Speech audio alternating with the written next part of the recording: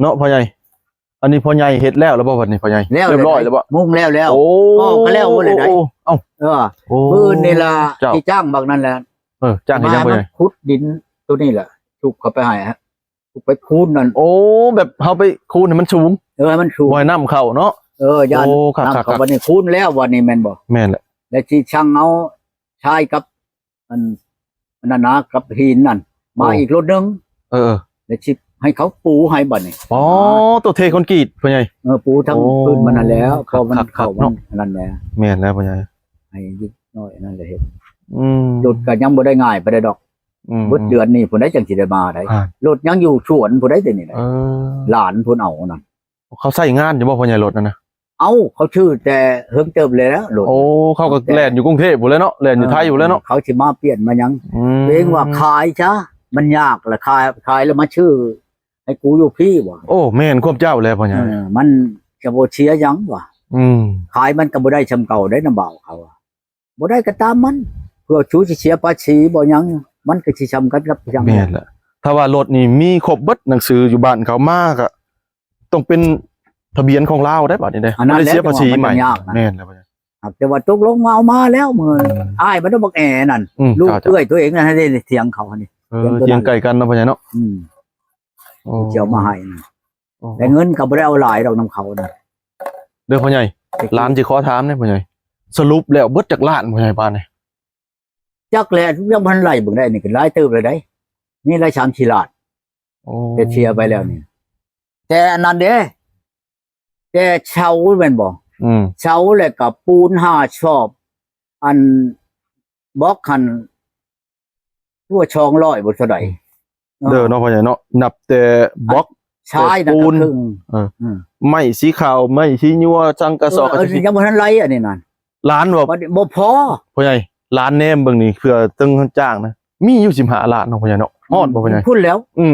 ก็เพื่อมันแล้วอีหลีนะมันจำบ่ทันแล้วได้นี่สิปูพื้นปูหยังอีกข้างแน่เจ้าเฮ็ดกับเจือนะกันเฮ็ดแล้วมันนั่นน่ะแม่นแล้วงามแล้วพ่อใหญ่ประตูบ่ดีบัดนี่งานประตูไปชื่อเล็กมาให้เขาจอดบัดนี่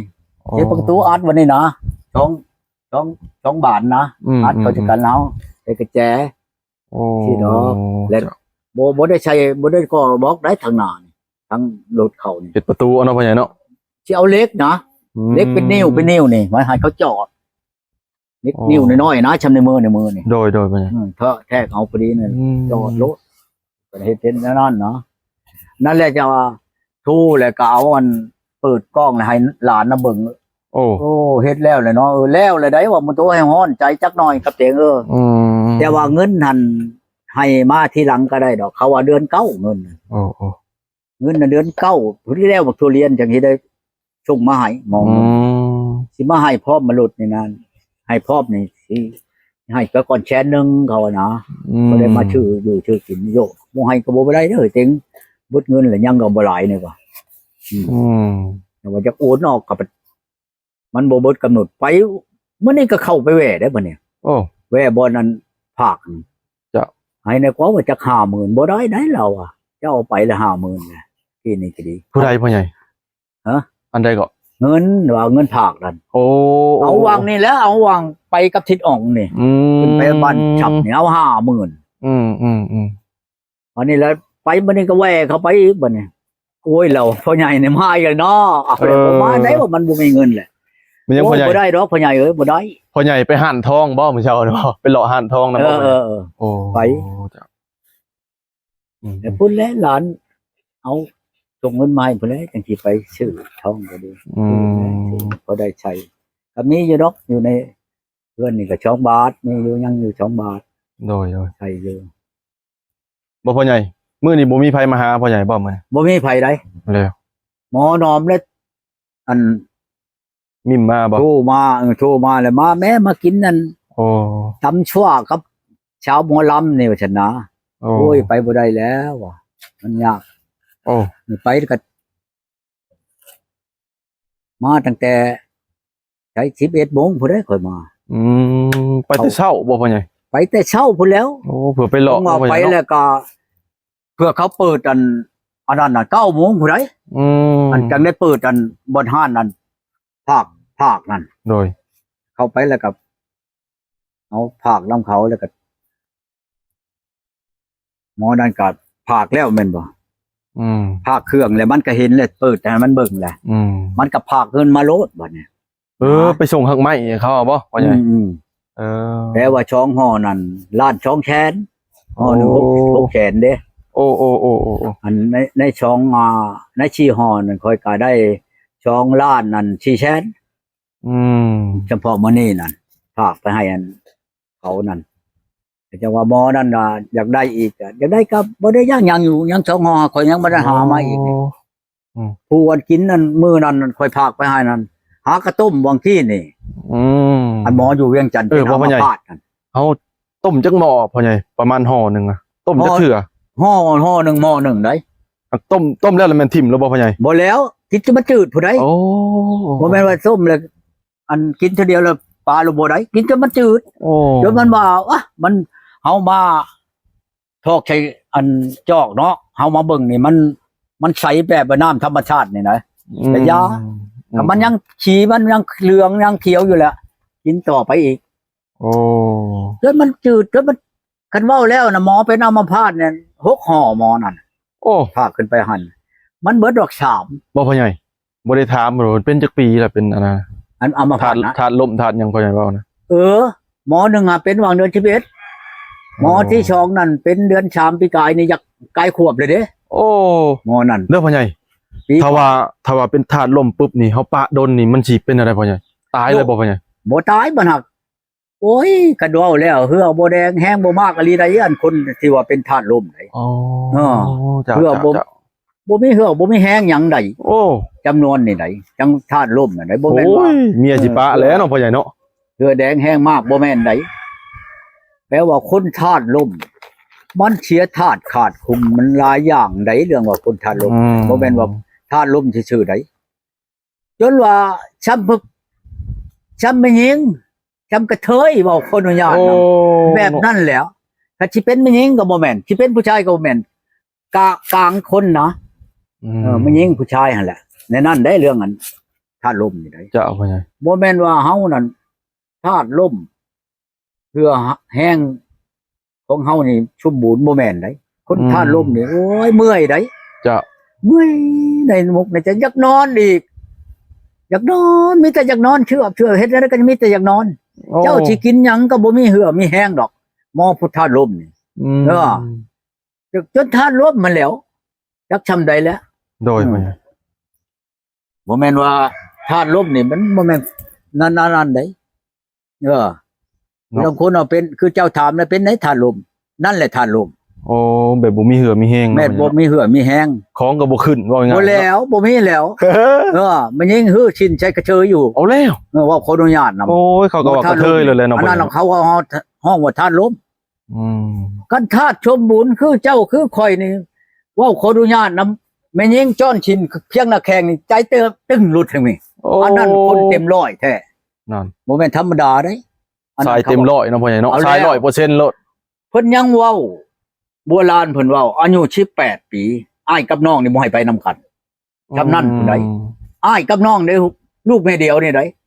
จนบ่ให้ไปนำกันได้นั่นน้อยเพราะว่ามันตัณหาตามืดมันบ่จักคนน้องฮอดนั้นแต่ลูกกับพ่อก็ยังบ่จักกันโอ้พ่อนำบ่จักตัณหาสิเว้าสู่ฟังตัณหานี่มันยังดีชาวน่ะบ่ฮู้จักโอ้ลูกชาวนั่นผู้หญิงนั่นเอาบ่ชูจักบ่ตัณหาตามืดเอาเขาจักแล้วลูกชาวโอ้ยกูหลุดบ่จักหลงผิดเป็นถือเลยเนาะพ่อใหญ่เนาะเจ้าอย่าฮู้จักบ่พอว่าอย่าฮู้จักว่าอันลูกชาวเว้านั่นนี่เดือนเพียงนี่เดือนขึ้นมาเพียงนี่มันเดือนแจ้งนี่เนาะโดยให้เจ้ามาแต่ลิ้นจะไปลิ้นกลางบ้านเด้อเจ้ามาโลดเจ้าฮู้จักโลดตัณหาว่าซั่นมาบ้านนี่ก็ลูกชาวเนาะกำลังนี่แล้วอายุ17 18แล้วเนาะเจ้าพ่อใหญ่มาบ้านนี่ว่าขออนุญาตนำอันไขประตูไว้เนาะก็พอที่รู้จักตัณหาได้บ้านนี่โอ้ไขประตูไว้แล้วก็มานอนแล้วมันนอนเหยียดขาวันนี้หน้าขาออกวันนี้ปื้ดชินขึ้นนี่แล้วเทิงไปแล้วพอมันกระจูนพูนอยู่แล้วเนาะมันยิงมากับพ่อเลี้ยวบึงดีบ้านนี้โยมันโอนบ่ได้ที่มันโดดปราบจะยุดพอว่ามันบอกรถยุดยังมันวะอันพ่อนี่รถยังอันนี้แหละตัณหาวันวะ มันบอกก่อได้นี่แหละตัณหาตามืดอันนี้เห็นแล้วบอก ฮะ บุญเจ้าคนรู้ อ๋อ คิดว่าอันไหนเบาแหละ ป้านนั่นเนาะพ่อใหญ่เนาะ เอาแล้วอันนี้แหละเข้าห้องว่าตัณหา มันเป็นอะไรตัณหา ก็เชิญแม่นบอนอื่น ฉันมันก็บ่ข่มขืนแล้ว แม่นพ่อใหญ่ ตัวนี้น่ะไปเห็นมันยิง เห็นบอกบางคนก็ขาข่มขืนอยู่คลิปอยู่ถอกอยู่ไทยเขาเฮ็ดนะ เอ เนาะ อ เขาลง ค่อยเห็นเลยเด้อมันยิงนี่ไปผู้หนึ่งผู้เดียวให้มีปัญญานี่เด้อ อืม ค่อยขึ้นไปโพ่นผางนี่แต่เข้าน่ะคนไปหาแปลงวิทยุแปลงมงเนาะ โอ้ ก็ขี่รถทิพย์เข้านั่นขี่กับพอคุณฉีผู้ตายนี่ไปฮอดครึ่งทางนี่ออกแต่บ้านถงบ้านนามันมีทางอันลัดดงอันน้องขามพี่เด้คือไปใช้โพ่นผาง ไปฮอดครึ่งทางประมาณวัง5-6 หลัก โอ้ อันครึ่งนะหั่นแต่หันไปพุ่นพังก็ประมาณ5-6 หลัก จะเอาพ่อใหญ่ แล้วไปพ่อมันยิงผู้สาวผู้หนึง อืม ย่างวับเลี้ยวทางชื่อเนาะวับมันยิงผู้นี้เจ้าประตูมาผู้เดียว มันเฉพาะมีความสามารถแท้ข่อยว่า โอ้ ไปฮอดก็จอดรถถีบปรับเอาสิไปใช้หลาว่ะโอ้ยข่อยสิไปชะโนว่ะ อืม อันผัวข่อยนี่ก็โอ้ยมันชาติข่อยเมื่อยท่าแล้วข่อยย่างเท้าอ่ะ โอ้ มันเว้าได้โอ้ยอีนั่นขนาดนี้อีนั่น ว้า ผัวข่อยรถเฮ้ยเมื่อยท่าแล้วเอ้ยท่าอีกก่อนว่ะ โอ้ แล้วก็บ้ายไปแค่ทางก็นั่งอยู่หันอีก โอ้ นั่งเฮ็ดคือว่าท่าผัวนี่นะ โอ้ แค่มันไปผู้เดียวบัดนี้ขี่รถถีบไปตั้งแต่มันเห็นมันแล้วนะจนฮอดบ้านห้อยผู้เดียวมันมานั่น โอ้ อ๋อตัวอีนี่ขนาดข่อยว่า โอ้ ไปเฮ็ดมันบ่ได้แล้วอีนี่น่ะปัญญามันทำนั่นน่ะ คนสลาด ทุกวันว่าสิเฮ็ดคุมมันแม่นบ่ฮอดคุมคืนมันนักเถื่อมันว่าผัวมันรีมาท่านกับผู้นี้เอากันเลยแหละ โอ้ เด้บัดนี่นะ เนาะ แต่ว่าอีนี่ปัญญาขนาดเลยแต่มาเห็นอีเดียวนี่โอ้โทษคอยจะมาบอกคือกันกับเมียข่อยแม่นบ่อยู่ในนี่เนาะผู้เดียวเนาะ จ้ะ อยู่ในนี่นะคอยบอกแม่นได้คอยไปกลางค่ำกลางคืนคอยไปคือเขามาหาบ้านเพิ่นเมาเนาะ จ้ะ บ้านมื้อนี้แล้วบ้านไกลนี่คอยบอกมันคอยเอา อันนั่นนะโทรศัพท์ก็มีเนาะคือกับมื้อนี่แต่ก็มีคนมาห้องมาหยังเจ้านั่นก็มาเถิด อืม ให้เจ้าห้องวันนี้มาเถิด โอ้ ที่ทบวนแล้วบ่ให้เจ้าเว่าชื่อเด้อบ่ โอ้ แท้ค่อยไปอีหลีครับบ่มีไผหรอกที่ห้องนั่น อืม เหมือนคันว่าเชียงเหิงนี่ก็โทรโลดโทรฮัลโหลเจ้าอยู่ในใช้ฉันสิโลดเด้อ อืม มันบ่หานใกล้ดอกว่าคนนั่นที่ว่ามานั่นค่อยบอกเมียค่อยได้อันนี้ได้ โดยพ่อใหญ่ บ่ให้เจ้าย่านดอกเอามันขึ้นมาอีหลีก็ตัวนี้เด้อว่ะโดนช็อตนี่ อืม เดชมันอยากทางมันก็ขับรถแล้วว่ะมันก็เอามันรถแล้วอันนั้นน่ะ โอ้ บ่ยากดอกว่ากำมันหาปรับแล้วก็ช็อตมันก็ลงอยู่หันโลดบ่ย่านมันดอกว่ะมันบ่หานยิงหรอกยิงเจ้าก่อนนั่นว่ะ อืม บอกสิเขาใช้ไม้ได้ใช้ไม้ทวนนั่นแดกมันก็หับได้เนาะแนวมันยันถึกมัน แม่นแล้ว มันหับกับพอดีแล้วมันอันนั้นมันช็อตหัวมันน่ะ เออเฮอ มันดูหันหามาเบเห็นบ่บักกระตุกนี่นั่นหน้าพาควยนี่มาบ่ปากพอไปขวางไม่นานเนาะใจบ่ลงตองแตงไปเหยียบมันลงมันเอาแล้วกูอยู่หันนั่นเห็นแล้วบ่ แนวเฮ็ดแนวสอดคนบ่พ่อใหญ่หรือว่าจังได๋ บ่แม่นเฮ็ดใช่คนนั่นเฮ็ดใช่ผู้มันพยศค่อยก็ดีครับแต่ว่าช็อตนั่นก็ช็อตบักกระตุกกันก็บ่แก้น่ะตายเลยนะบักอันนั้นน่ะ เอาแล้ว เอาเหล้าเด้อผู้ยกันไผช็อตคนเนี้ยเหล้าบ่แพ้เหล้าจำผ้าหมอนี่ก็ดี โอ้โอ้ เหล้าผู้ยใส่นี่โอ้บ่เกือบจะเบิดลิตรผู้ใดยับกระตุกคนกลางคืนก็เป็นปลาเลยก็ไปตายเลยนะนี่ก็ดี อืม ก็เพราะว่าคนนั้นคนไผช็อตไปอย่างนี้บ่อยากเต็มเด้อบ่นั่นก็ได้เด้แบบว่าคือกันกับคนผ่าบ่อยากเต็มบ่ยังไปในนั้นได้ของอันนี้ โอ้ เขาจะโอ้โมเมนต์นั้นได้ผู้หญิงนี่อยู่ไปผู้หนึ่งผู้เดียวให้มีปัญญา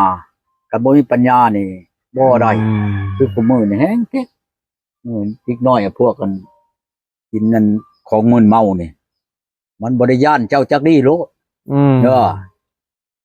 แม่นว่าไปผู้หนึ่งผู้เดียวนี่มันเอาโลแหละ อย่างนั้นเนาะพ่อใหญ่เนาะ ผู้จักหน้าจักตาแล้วนี่นะคอยจังว่าบอกลูกบอกหลานนั่นให้มีปัญญาได้ไปหันมานี่ลูกหลานเอ้ย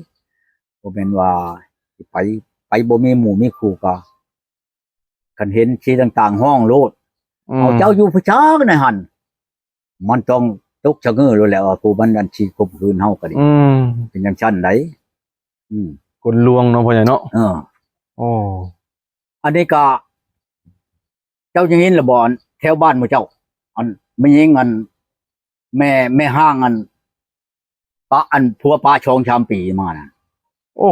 ยังเลยพ่อใหญ่เรื่องยังอะนะ เอาแล้วบ่เจ้าบ่ได้ทันได้มีเนาะทางแถวบ้านเจ้าเนาะ โดย โอ้ค่อยไปเมื่อนั้นค่อยไปพุ่นแล้วขึ้นไปเหนือพุ่นขึ้นไปเมื่อแล้วเห็นในแคมป์ทางในทางเลขเก้านี่แล้ว โอ้ จากบ้านไปยังก่อนก็บอกเข้าใจบ่ได้เบิ่งเช้าว่าป้ายบ้านของเขา อืม แล้วมาถามมันหมอหนึ่งมันย่างออกมานั่นบอกเห็นยังอันนี้คนตายว่าซั่น โอ้ เห็นไดวะตายในไดรถต่ำบอกของมันอยู่แคมป์ทางเนาะบ่ว่าฉัน อืม อีนายนี่ช้องเลยได้บ้านข่อยนี่ว่าฉันมันเป็นอะไรเอาผัวป้าเลยได้3 ปีรถเหี่ยวบ่ออกยังบ่ออกรถตายเลยได้ว่าไปโรงหมอก็เอาบ่ได้ว่ะ โอ้ มุดลูกไข่โอ้ข่อยว่าเป็นในนี่ก็มีเนาะช้องเลยได้บ้านข่อยนี่ว่ะ บัวปะเลยมันตายเนาะพ่อใหญ่ เป็นคือกันนี่ว่ะ โอ้ เอาแล้วจังว่า เป็นตัวอย่าง ขนมนี้ในห้างใหม่ๆทั้งบ้านหมู่เจ้าขนมนี้ผู้มักผู้หักระวังเด้อคันเขาอย่างนี้เนี่ยเจ้าผู้มีเมียเขาก็เอารถได้ของพ่อมันอยู่ดีไม่แห้งเขาหย่าได้เรื่องมันยิงได้ บ่ตายแล้วเขาโอเคได้เรื่องหยังก็ นั่น คอย พ่อให จะ ญ่เนาะ บอกว่ายันว่ามีบ้านใดบ้านหนึ่งมันเป็นอย่างชั้นน่ะคิดเอาโลดเอาลูกเอาผัวนั่น อืม ไผขี้องค์ขี้คุยกับมันให้พ่อดอกบ้านนี่น่ะ อืม เฮ็ดเป็นมาแล้ววันนี้ โอ้เห็นมาแล้วเนาะพ่อใหญ่เนาะ เป็นมาแล้วเพราะเพิ่นว่าอันพุทธะเท่าน้อยเพิ่นว่าปี2005นี่โลกาชีววันจักมันชีวันตัวไหน อ๋อ 2005แล้วได้เดี๋ยวนี้ไหนมันเป็นเกิดเป็นมาได้แต่เก่าในเมืองไทยนี่ก็ว่าสมบูรณ์อยู่ตั้งแต่ค่อยก็อายุ35 60แล้วบ่ทันได้ยินว่าแผ่นดินไหวแผ่นดินปีนแผ่นดินขวับ บ่ทันได้ยินจักเถื่อปีนี้มาอย่างนี้แหละบัดนี้เอาไปมาฮอดเมืองลาวฮอดเมืองเอาโยมันบ่ได้ได้บัดนี้จักมันสินักหยังกับหยังแล้วบัดนี้ของแผ่นดินเฮามันแขวนอยู่ในน้ำเด้ มันพูดอยู่ในน้ำได้ประเด็นนี่ได้ เจ้า บ่ได้มันหนักมันล่มลงโลดคือกันกับเพื่อนเขาเท่านั้นตึกเท่านี้ชั้นเท่านี้นั่นแหละตึกของเขานั่นมันล่มโลดตัวนั้นตัวมันหนักน่ะล่มลงโลดจังว่าลูกข่อยอยู่พูนโอ้ยพอปัดมือมันเป็นนั่นจักอะไรจักขี่จักหักวิ่นหัววิ่นเฮาแผ่นดินนี่คือกันกับเฮาอยู่ในเหือมันบ่ยุ่งวันนี้ได้มันเว้าโอ้ แห้งอะไรเนาะพ่อใหญ่เนาะ ห่านเห็นบ่ว่ามาในแม่ข่อยว่ามาในแม่ลูกมาในแม่บ่พังเบิ่งซะก่อนเฮาก็ไปอยู่บนมันอันนั้นว่าฉะนั้นมันสูงกันบนได้มันต่ำมันอันบนตึกเขาอันใหญ่ๆนาเฮาก็บ่ไปมันก็ย่านโยบ่ได้ได้ว่ะโอ้ยอันนี้ก็คือกันนั่นแหละอันคือกันกับผู้หญิงนั่นแหละเฮาก็บ่เคยยินเนาะข่อยก็อายุชำนี้แหละบ่เคยจักเทื่อว่าผู้หญิงน่ะเป็นอันนั้นเนาะ โอ้ ไปถามเขาโอ้ว่ะเป็นจังซี่เนาะจังว่าโอ้